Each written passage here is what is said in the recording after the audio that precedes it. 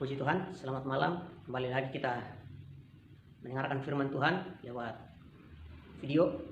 Saya percaya semua kita diberkati dan disertai oleh Tuhan. Sebelum kita mendengarkan firman Tuhan, mari kita tundukkan kepala kita satu dalam doa. Terima kasih Tuhan Yesus, Engkau Bapa yang baik, yang tidak pernah meninggalkan kami berjalan dan melangkah sendirian. Kami ada, kaum pria PPDI Jonggol, ada sampai hari ini.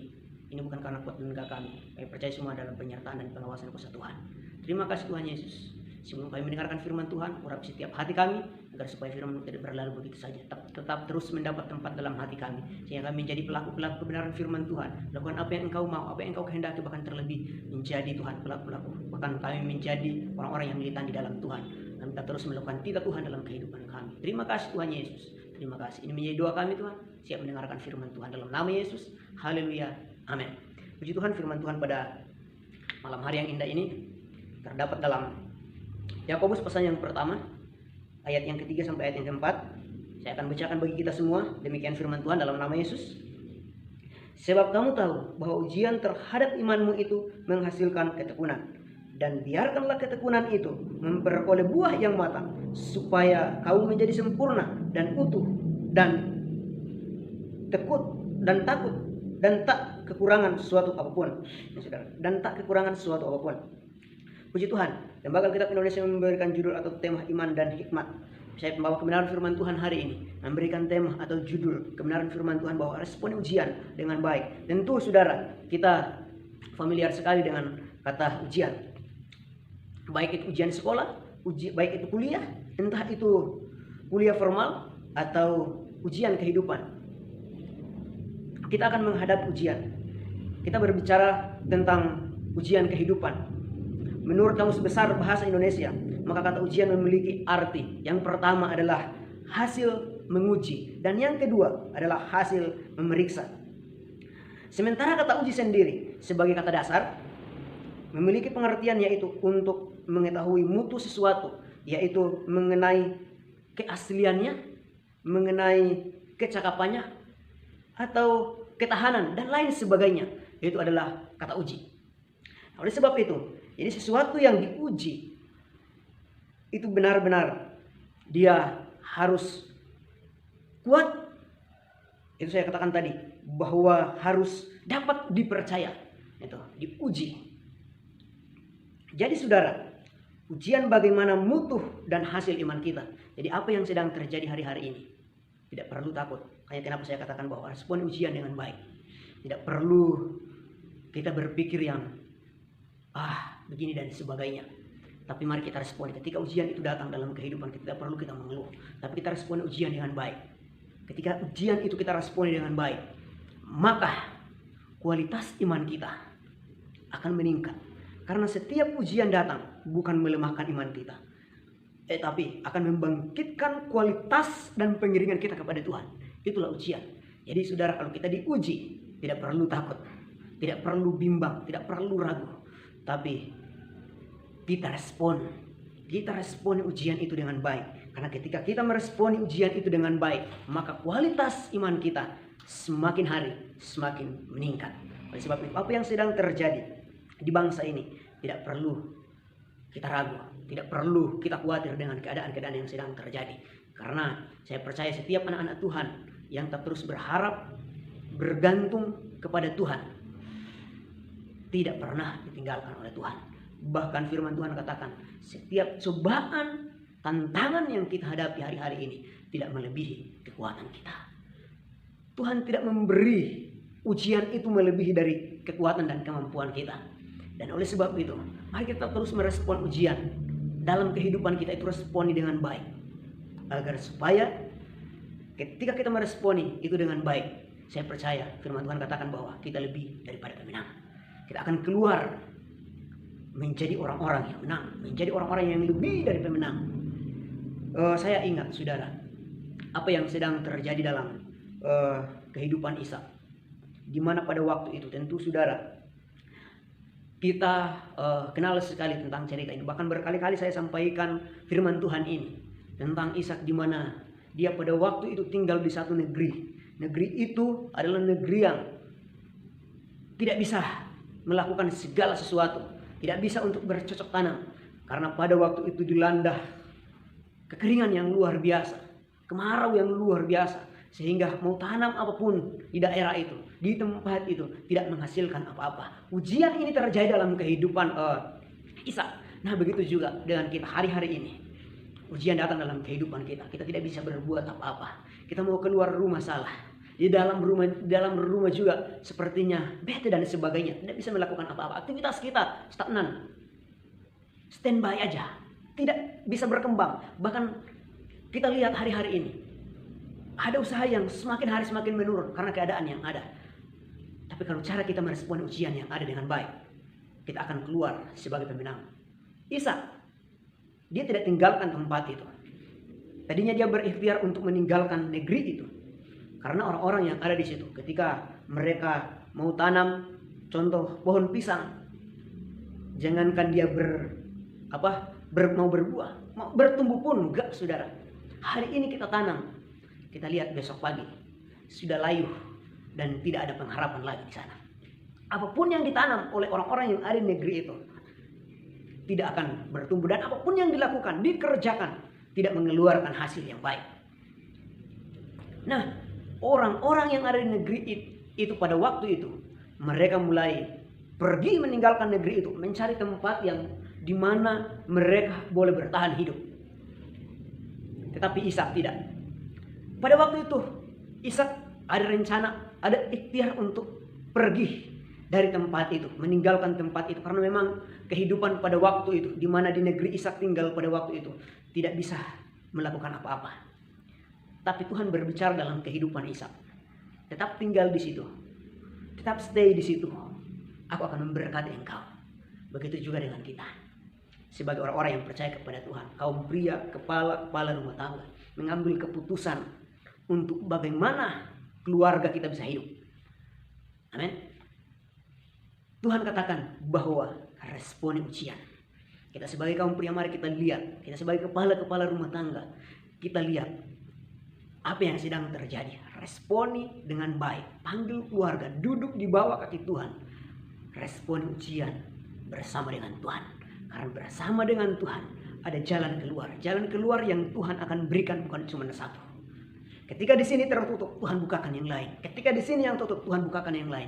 Dan oleh sebab itu, mari kita tetap setia mengiring Tuhan. Mari kita tetap setia melayani Tuhan. Respon ujian. Kembali lagi kepada Ishak, di mana pada waktu itu Ishak dia pergi meninggalkan tempat itu. Tapi Tuhan bilang, tetap tinggallah di situ, aku akan memberkati engkau. Dan Ishak tetap tinggal di situ. Dan begitu juga dengan kita. Ketika pemerintah katakan, tetap stay di rumah, tetap tinggal di rumah, berdiam di rumah. Pemerintah itu dari Tuhan. Kita tetap ikutin saran pemerintah, anjuran pemerintah, tetap tinggal di rumah. Kita melakukan segala aktivitas kita di rumah. Dan saya percaya, ketika kita melakukan apa yang Tuhan suruh lakukan, saya percaya kita akan berhasil. Oleh sebab itu, jangan pernah kita keluar dari jalur kebenaran firman Tuhan. Oleh sebab itu kita lihat dalam Kejadian pasalnya yang ke-26. Ini saudara, berkali-kali saya sampaikan firman Tuhan ini. Mulai dari ayat yang pertama sampai ayat yang ke-35. Tapi saya ambil loncat-loncat saudara. Saudara di rumah boleh baca dari ayat yang pertama sampai ayat yang ke-35. Saya bacakan dari ayat yang pertama dan seterusnya. Firman Tuhan mengatakan begini. Maka timbullah kelaparan di negeri itu. Ini bukan kelaparan yang pertama yang telah terjadi dalam zaman Abraham. Sebab itu Ishak pergi ke Gerar kepada Abimelek raja orang Palestina. Lalu Tuhan menampakkan diri kepadanya serta berfirman, janganlah pergi ke Mesir. Diamlah di negeri yang akan kukatakan kepadamu. Tinggallah di negeri ini sebagai orang asing. Maka aku akan menyertai engkau dan memberkati engkau, sebab kepadamulah dan kepada keturunanmu akan kuberikan seluruh negeri ini, dan aku akan menepati sumpah yang telah kuikrarkan kepada Abraham ayahmu. Ini saudara, Ishak. Saya katakan tadi bahwa dia mau ingin berpindah dari tempat di mana dia berada pada waktu itu. Tapi Tuhan menampakkan diri dalam kehidupan Ishak bahwa dia tetap tinggal di situ. Tuhan akan memberkati. Dan Ishak pun dia tetap tinggal di situ. Mungkin orang-orang pada waktu itu, orang-orang yang beranjak dari negeri itu, mencari negeri di mana boleh mereka menyambungkan hidup mereka, Mungkin mereka melontarkan kata-kata yang tidak mengenakan dalam kehidupan Ishak. Tapi Ishak dia meresponi dengan baik ujian yang dia hadapi pada saat itu.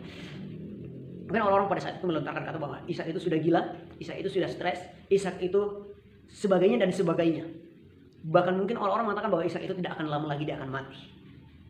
Tetapi penyertaan Tuhan dalam hidup Ishak begitu luar biasa. Ayat yang selanjutnya saudara, ayat yang ke-12, firman Tuhan mengatakan begini, maka menaburlah Ishak di tanah itu, dan dalam tahun itu juga ia mendapatkan hasil 100 kali lipat, sebab dia diberkati Tuhan. Bandingkan, Ishak dia tinggal di situ, dia respon dengan baik ujian yang datang dalam kehidupannya. Apa yang Tuhan katakan? Apa yang firman Tuhan katakan?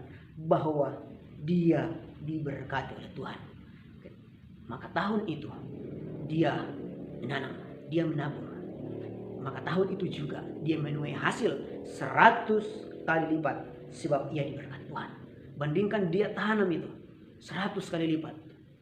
Jadi saudara, ketika kita meresponi ujian itu dengan baik, bersama dengan Tuhan, tidak ada perkara yang tidak akan mungkin. Semua akan mungkin terjadi asal bersama dengan Tuhan. Mari kita lihat ayat yang selanjutnya. Dan orang itu menjadi kaya, bahkan kian lama, kian kaya, sehingga ia menjadi sangat kaya.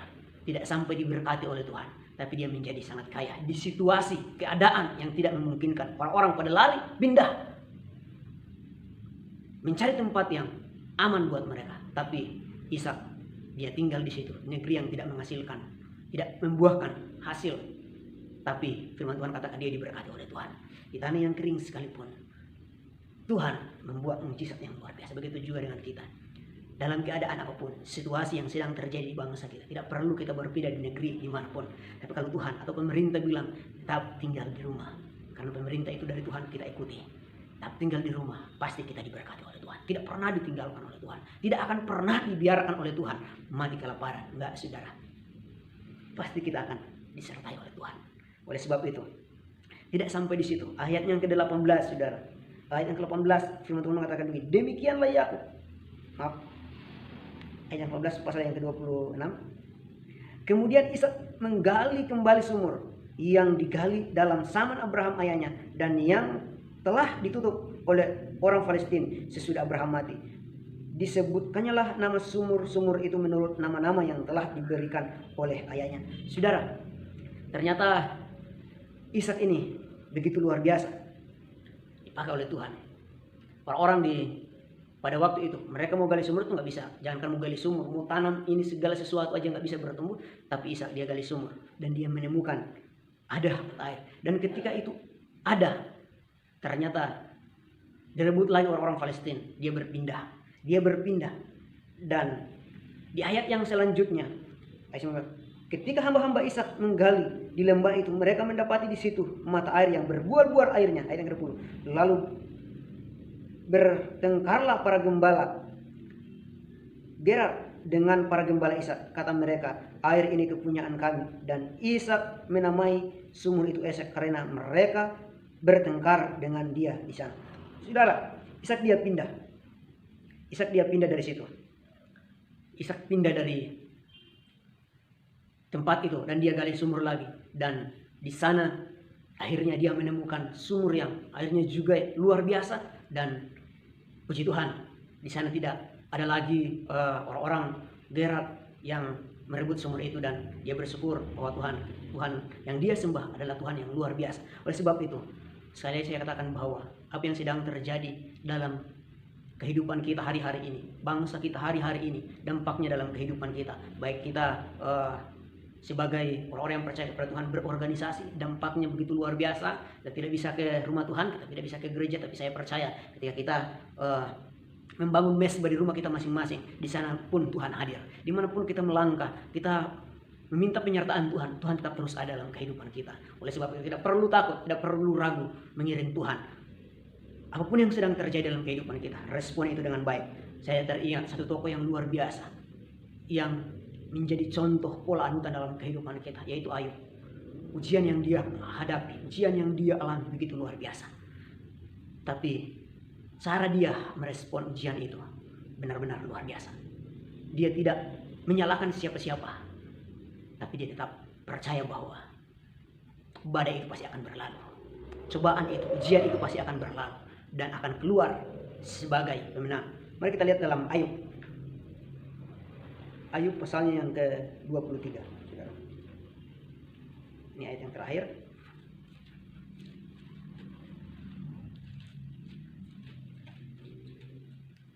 Ayub pasal yang ke-23 ayat yang ke-10, firman Tuhan mengatakan begini. Karena itu, saudara, Ayub 23 ayat yang 10. Karena ia tahu jalan hidupku, seandainya ia menguji aku akan timbul seperti emas. Ini saudara, ini statement yang luar biasa dari Ayub. Karena ia tahu jalan hidupku, seandainya ia menguji aku akan timbul seperti emas. Ini saudara, kita mendapat ujian, tetap berpasrah kepada Tuhan, tetap mengandalkan Tuhan, tetap mengundang Tuhan menyertai kehidupan kita untuk bersama-sama dalam ujian yang sedang kita hadapi. Saya percaya kita akan keluar sebagai orang-orang yang lebih dari pemenang. Jadi saudara, ujian atau uji adalah untuk melihat hasil yang baik. Itu diuji ujian, atau menguji sesuatu yang bisa teruji. Iman kita bisa teruji ketika cobaan datang. Kalau tidak ada ujian juga, saudara, iman kita hanya begitu-begitu saja. Tapi ketika ujian itu datang dan kita merespon ujian itu dengan baik, maka takaran iman kita semakin hari semakin meningkat dan sampai kepada kesempurnaan yang Tuhan inginkan dalam kehidupan kita. Puji Tuhan saudara, firman Tuhan saya tidak akan panjangkan. Biarlah firman Tuhan ini menjadi kekuatan dalam kehidupan kita, membawa kita semakin hari semakin dekat dengan Tuhan, semakin hari semakin setia melakukan apa yang Tuhan mau, semakin hari semakin kita setia melakukan titah Tuhan dalam kehidupan kita. Puji Tuhan, Tuhan Yesus memberkati kita semua. Mari kita tunduk kepala, kita satu di dalam doa. Terima kasih Tuhan Yesus, Kau Bapa yang baik. Terima kasih Tuhan Yesus, Kau tidak pernah meninggalkan kami. Bahkan firman mengingatkan kami Tuhan, bahwa setiap apa yang kami sedang hadapi hari-hari ini tidak melebihi dari kekuatan Tuhan kami, tidak melebihi dari apa yang Engkau berikan dalam kehidupan kami. Oleh sebab itu Tuhan, kami minta Tuhan tetap terus menyertai hidup kami, bersama-sama dengan kami untuk menghadapi setiap apa yang kami hadapi, supaya kami boleh menghadapi dan kami keluar sebagai orang-orang yang lebih dari pemenang. Oleh sebab itu Tuhan Yesus, Engkau Allah yang menyertai umat-umat Tuhan. Apapun yang menjadi usaha mereka, mata pencaharian mereka, apapun yang mereka kerjakan dengan tangan mereka, dari rumah mereka masing-masing, karena keadaan yang tidak memungkinkan kami untuk keluar dari rumah kami. Tapi kami percaya apapun yang kami kerjakan dari rumah kami dibuat oleh Tuhan berhasil, disertai oleh Tuhan, dan kami boleh keluar menjadi orang-orang yang lebih dari pemenang. Bahkan siapapun yang Tuhan mendengarkan firman Tuhan ini lewat video, lewat YouTube ini, Engkau Allah yang memberkati, Engkau Allah yang menyertai, Engkau Allah yang bersama-sama dengan mereka. Buatlah mereka berhasil, nama Tuhan saja diagungkan buat selama-lamanya. Engkau memberkati bangsa kami, Engkau memberkati pemimpin bangsa kami, agar supaya tetap terus bekerja, memberikan yang terbaik. Nama Tuhan diagungkan, dipermuliakan buat bangsa ini. Terima kasih Tuhan Yesus, terima kasih seluruh medis, garda terdepan yang sedang menangani persoalan yang sedang terjadi di bangsa ini, bahkan di muka bumi ini. Engkau Allah yang menyertai mereka, jauhkan mereka dari setiap paparan virus corona, agar supaya mereka tetap bekerja maksimal. Nama Tuhan saja diagungkan buat selama-lamanya. Mulai dari dokter, baik itu suster, perawat, Engkau Allah yang bersama dengan mereka, sehingga mereka pun boleh bertemu dengan keluarga mereka masing-masing dengan sukacita, dengan damai yang daripada Tuhan. Siapapun, bahkan elemen apapun Tuhan yang sedang bekerja, memberikan yang terbaik buat bangsa ini, nama Tuhan saja diagungkan, nama Tuhan saja dipermuliakan. Terima kasih Tuhan Yesus, terima kasih. Ini Tuhan menjadi doa kami Tuhan. Kami akan tamatkan ibadah kami akan firman Tuhan pada malam hari yang indah ini, di satu nama yang indah, dalam nama Tuhan Yesus Kristus. Kekasih-kekasihku, tadahkan tanganmu, arahkan hati dan pikiranmu ke arah surga. Terimalah berkat, kecintaan, persekutuan, penghentaran dari Allah Roh Kudus menyertai kita dari hari ini, besok, bahkan sampai Maranatha, Tuhan datang kali yang kedua. terima berkat Tuhan. Dalam nama Tuhan Yesus Kristus kasih kami mengenal. Haleluya. Amin. Puji Tuhan. Tuhan Yesus memberkati kita semua.